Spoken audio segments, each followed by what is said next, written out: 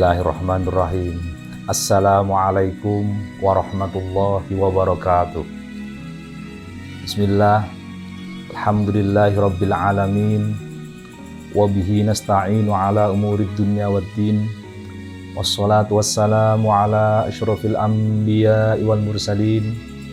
Sayyidina wa maulana Muhammad wa ala alihi wa ashabihi ajma'in. Amma ba'd.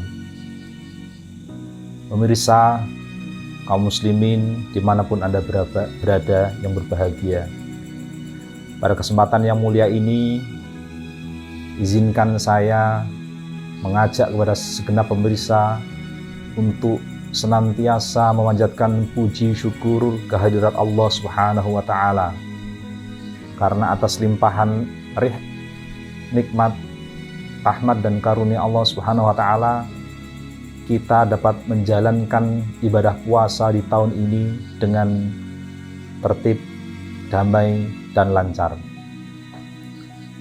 Berkat nikmat Allah pula, semua hal yang kita jalankan di dunia ini, di kehidupan ini menjadi lancar. Nah, oleh karena itu, mari kita senantiasa bersyukur biqaulina alhamdulillahirabbil alamin, dengan segenap pikiran, dengan segenap perasaan serta segenap tindakan senantiasa memanjatkan syukur, karena Allah sendiri sudah berfirman dalam Al-Quran, barang siapa bersyukur maka niscaya akan ditambah segala nikmat yang telah diberikan. Yang kedua adalah mari kita haturkan kepangkuan beliau Nabi Agung Muhammad sallallahu alaihi wasallam, sholawat, salam kepada beliau, kepada segenap sahabat, tabi'in, keluarga beliau. Berulang kali muncul pertanyaan, mengapa kita harus bersholawat? Oleh beberapa orang yang mungkin mengedepankan rasio semata. Yang menjadi titik tekan seharusnya adalah kalau kita menginginkan pertolongan Allah baik di dunia maupun di akhirat, sesungguhnya sholawat adalah cara yang paling efektif, cara yang paling efisien. Oleh karena itu, ketika kita bersholawat, sesungguhnya yang butuh bukanlah baginda Nabi Agung Muhammad SAW, melainkan kita, umatnya, yang kelak berharap syafaat beliau di hari pembalasan. Pemirsa yang dirahmati oleh Allah, pada kesempatan yang mulia ini kita akan sedikit mengeksplorasi tema tentang sedekah. Sedekah, satu kata yang sesungguhnya sangat sering kita dengar, sangat sering kita ucapkan, tetapi pelaksanaannya sungguh jauh dari kata mudah. Mungkin 1-2 kali kita mudah melaksanakan sedekah, tetapi ketika kita mengerti makna sedekah, filosofi sedekah, substansi sedekah, dan menjaga rutinitas, kontinuitas sedekah, itu sesungguhnya sesuatu yang sangat sulit. Oleh karena itu, ke depan kita akan mencoba mencari tahu apa sedekah itu dan bagaimana dampak yang bisa kita rasakan, bisa kita ambil, hikmah yang bisa kita rasakan ketika kita melaksanakan sedekah. Pemirsa yang dirahmati oleh Allah Subhanahu wa Ta'ala, sesungguhnya Islam telah menciptakan manusia berpasang-pasang, baik dalam tataran yang konkret maupun tataran yang abstrak.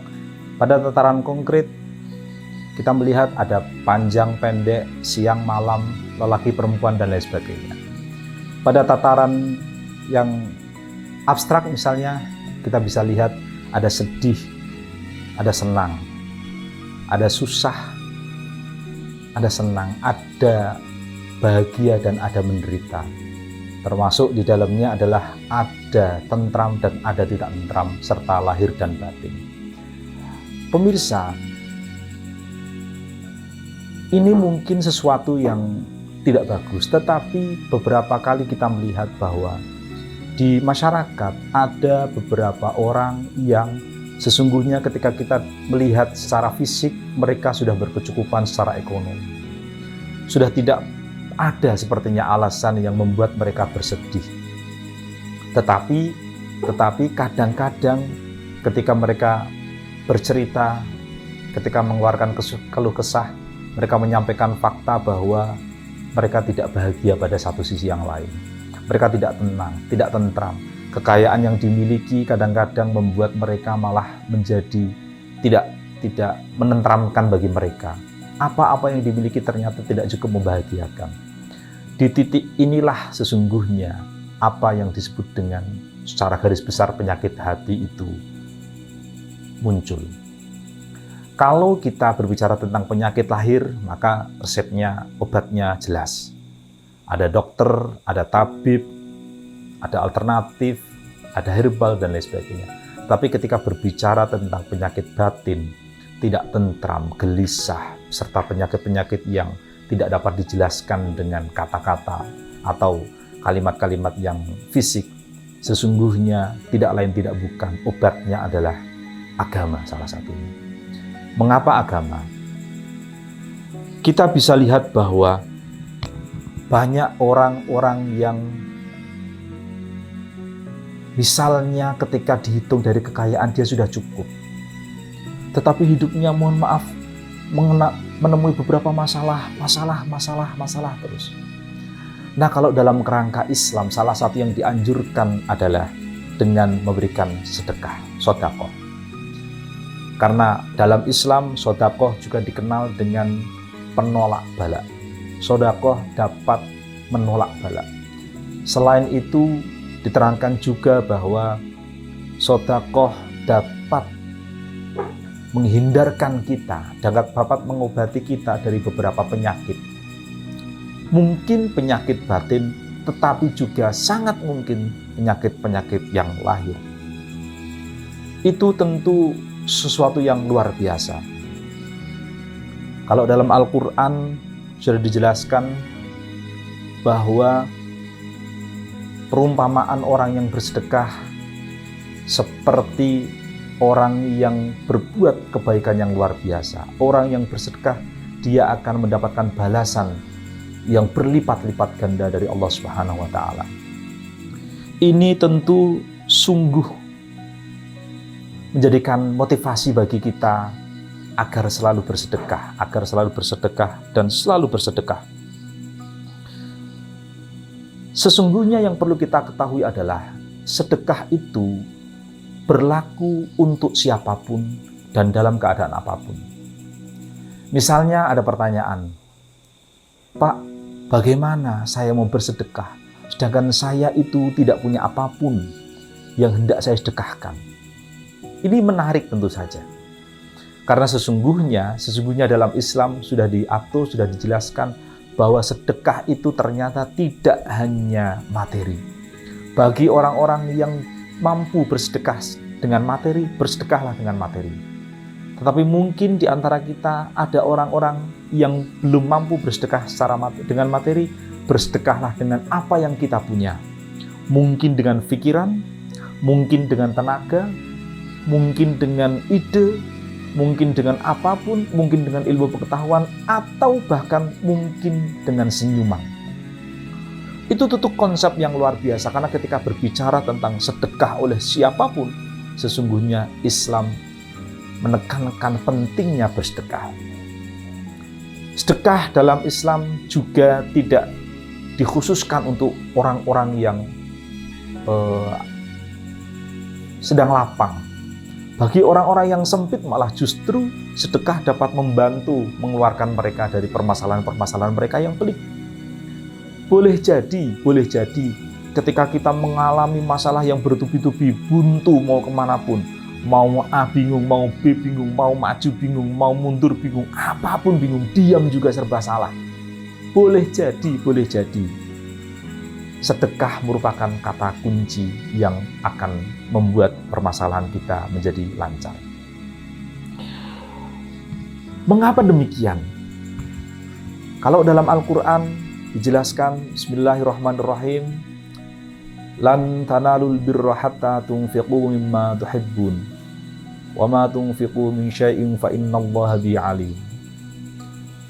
Sesungguhnya manusia tidak akan memperoleh satu kebaikan yang sempurna sampai dia memberikan sebagian dari apa yang dia cintai.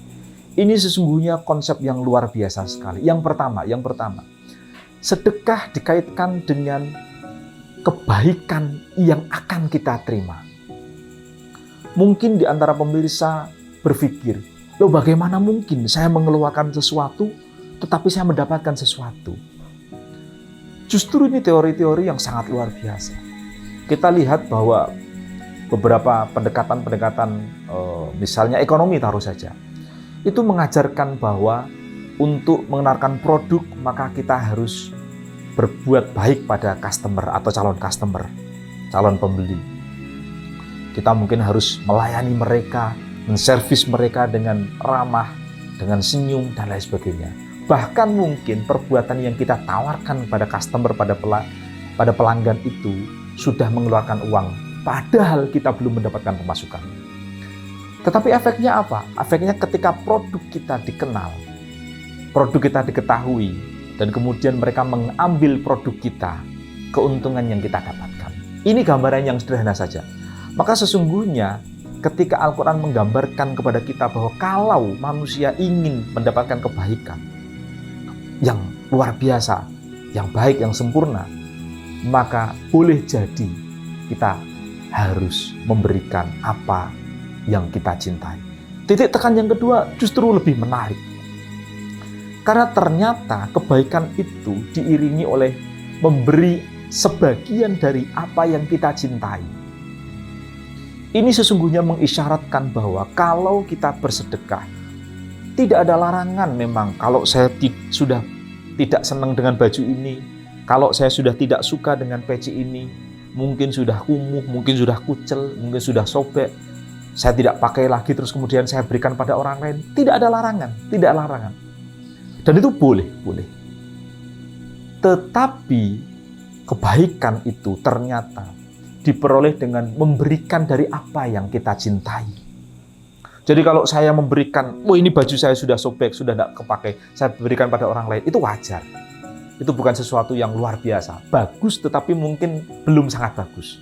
Yang sangat bagus adalah, saya kok senang dengan baju ini. Saya kok senang dengan peci ini. Saya senang dengan pakaian saya. Terus tiba-tiba ada orang yang datang. Misalnya, Pak, kok saya senang dengan baju Anda. Di titik saya mau memberikan baju yang saya senangi ini. Itu sesungguhnya kebaikan yang luar biasa. Saya suka dengan makanan-makanan seafood misalnya. Ada orang yang datang misalnya, Pak, saya kok lapar, saya ingin makan. Kemudian saya tawari, saya ambil seafood saya sebagian misalnya, saya berikan pada orang atau dia saya ajak makan. Itu kebaikan yang sangat luar biasa. Kenapa? Memberi sebagian dari apa yang saya cintai, apa yang kita cintai. Kalau misalnya saya tidak suka pete, misalnya tiba-tiba ada orang datang, Pak saya belum makan, ini pete mau enggak? Oh ya, terima kasih Pak. Terus saya bilang, wah, yaudahlah saya beri. Kenapa? Kamu beri. Ya saya tidak suka pete, mau gimana lagi daripada saya buang. Itu tidak salah, tetapi mungkin belum dapat dikategorikan baik yang luar biasa. Nah, Islam menerapkan standar yang luar biasa tinggi, luar biasa mulia dengan memberikan sebagian dari apa yang kita cintai. Beberapa mungkin masih bertanya-tanya, kenapa sebagian kita, kenapa tidak semua? Iya, memberi orang lain, bersedekah kepada orang lain itu bagus, itu baik. Tetapi jangan lupa, jangan sampai kita memberi orang lain, bersedekah pada orang lain sementara anak cucu kita, anak keturunan kita hidup dalam keadaan kekurangan. Itu tentu sesuatu yang harus diperhatikan pula. Pemirsa yang dirahmati oleh Allah Subhanahu wa taala. Mungkin kalau kita berbicara pada tataran realita, tataran praktik di lapangan, ada banyak pertanyaan, Pak, bagaimana dengan saya yang sudah mentok tidak bisa bersedekah? Sudah mentok tidak bisa bersedekah. Atau misalnya saya ingin bersedekah, tetapi saya kok merasa ini bukan orang yang pantas saya sedekahi. Kenapa? Ya dia masih muda, kenapa minta-minta? dia masih seger, kenapa minta-minta? Dan menurut batin saya, ini tidak pantas disedekahi. Mungkin kita perlu merujuk apa yang sudah digariskan dalam Al-Quran. Bahwa perkataan yang baik, perkataan yang bijak, itu lebih baik, lebih utama daripada kita memberi tetapi dengan menyakiti. Sekali lagi Islam menunjukkan bahwa agama Islam adalah agama yang luar biasa akhlaknya. Mengajarkan betul bagaimana pemeluknya ini akan menjadi orang yang punya kontribusi positif terhadap orang lain, lebih-lebih terhadap bangsa dan negara. Di titik kita tidak mau memberikan harta kita pada orang lain, tidak ada masalah. Kalau memang di saat itu kita tidak mau, kita tidak mampu, kita tidak bisa, tidak sempat dan lain sebagainya. Tetapi beri perkataan yang baik. Mohon maaf Ibu, ngapunten saya belum sakit, saya belum bisa. Kebetulan baru ada repot juga. Perkataan-perkataan yang baik. Saya doakan semoga masalah yang panjenengan hadapi segera terselesaikan. Itu sesungguhnya sesuatu yang luar biasa. Dan itu lebih diutamakan daripada kita memberi tetapi menyakitkan. Nih, kamu malas tidak mau kerja kok. Itu mungkin menyakitkan bagi orang lain. Tetapi kemudian memang mohon maaf tidak untuk dikebiah-uyah. Misalnya ada beberapa orang tertentu yang memang dia fungsinya sebagai edukasi di masyarakat, memberikan pengarahan bagi masyarakat, guru misalnya, dosen misalnya, ustadz misalnya. Mungkin beberapa perkataan yang sifatnya memotivasi perlu. Yang paling penting adalah di dalam dirinya tidak punya niat untuk menghina orang lain, tidak punya perasaan sedikit pun benci terhadap orang lain. Dalam hal ini, benci ketika ada orang lain meminta-minta. Sudah, kalau kita mau dan mampu memberi, beri dengan baik. Kalau kita belum bisa memberi, sampaikan dengan perkataan yang baik pula. Sementara itu minimal jangan kita menyakiti hati mereka. Karena bisa jadi hati orang yang terdolimi, doa orang yang terdolimi ini makbul dan kemudian mereka naudzubillah mendoakan kita yang jelek-jelek, dilalah, mohon maaf misalnya, dikabulkan. Wah, itu tentu jadi problem yang luar biasa bagi kita. Maka dari itu perkataan yang baik menjadi opsi yang bisa kita lakukan. Pemirsa yang dirahmati oleh Allah Subhanahu wa taala. Kalau dikatakan bagaimana mungkin sedekah membawa berkah? Bagaimana mungkin? Itu tentu luar biasa. Mungkin kita bisa sedikit menyitir hadis Nabi Muhammad SAW. As-sakhiyu qaribun minallah, qaribun minal jannah, qaribun minan nas, ba'idun minan nar. Orang yang dermawan itu, kalau kata Sayyidina Nabi Muhammad SAW, orang yang dermawan itu dekat dengan Allah, dekat dengan surga, dekat dengan manusia-manusia yang lain, dan dia jauh dari api neraka. Kalau kita perhatikan 4 kata kunci ini, dekat dengan Allah, dekat dengan surga, dekat dengan manusia, jauh dari api neraka, itu sesungguhnya sudah mendatangkan berkah yang luar biasa bagi kita, baik di kehidupan dunia maupun kelak di kehidupan akhirat. Itu luar biasa. Mohon maaf misalnya, kalau ada orang yang dermawan, suka memberi orang lain, meskipun tidak usah melihat besar kecilnya, nominalnya berapa, yang penting dia dermawan gitu saja. Dia punya sayur diberikan sayur, dia punya buah diberikan buah, dia akan dekat dengan manusia. Otomatis kalau dia butuh apapun, manusia akan membantu. Otomatis kalau misalnya dia sakit, minimal orang lain akan mendoakan.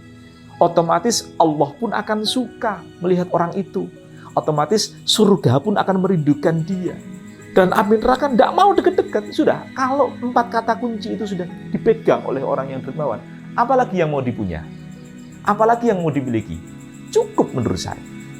Maka dari itu, mari kita berusaha untuk menjadi orang yang dermawan tanpa harus terpancang pada nominal yang besar. Berapapun, kapanpun, mari kita berikan pada orang yang membutuhkan. Mumpung masih dalam suasana bulan Ramadan, bulan yang mulia ini, bulan di mana setiap amal ibadah kita dilipat gandakan balasannya oleh Allah Subhanahu wa taala. Mari kita berusaha untuk menjadi pribadi yang senang, mampu, dan mau bersedekah kepada orang lain. Demikian yang dapat saya sampaikan. Mohon maaf bila banyak kesalahan. Wallahul muwafiq ila aqwamit thoriq. Assalamualaikum warahmatullahi wabarakatuh.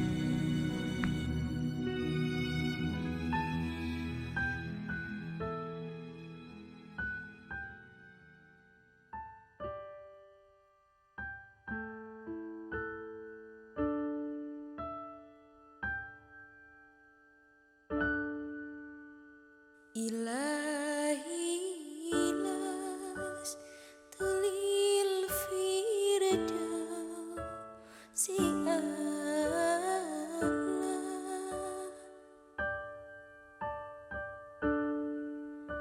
wala aqwa ala nari jahimi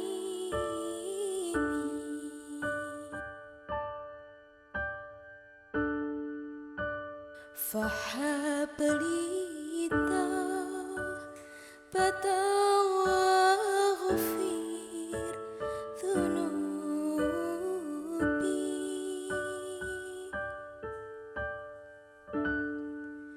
fa'innaka ghafiru dhambi adimi.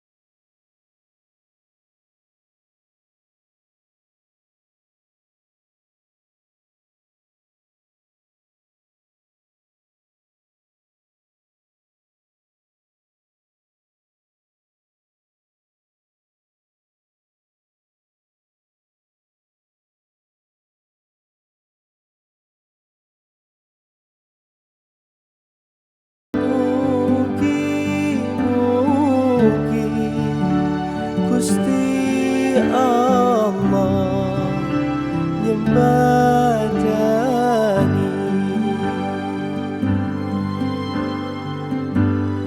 mugi-mugi Gusti Allah nyembadani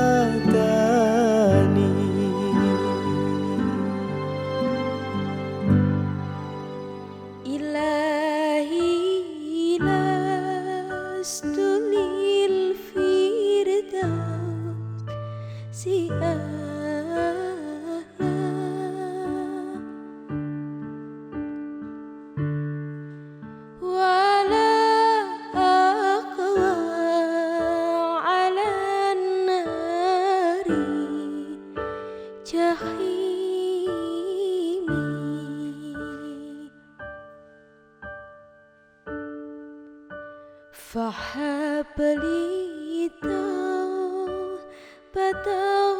واغفر ذنوبي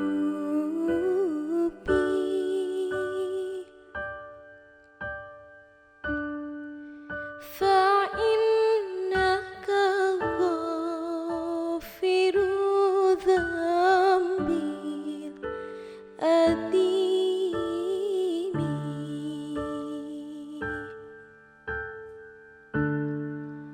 فإنك غافر ذنبي الأثيم.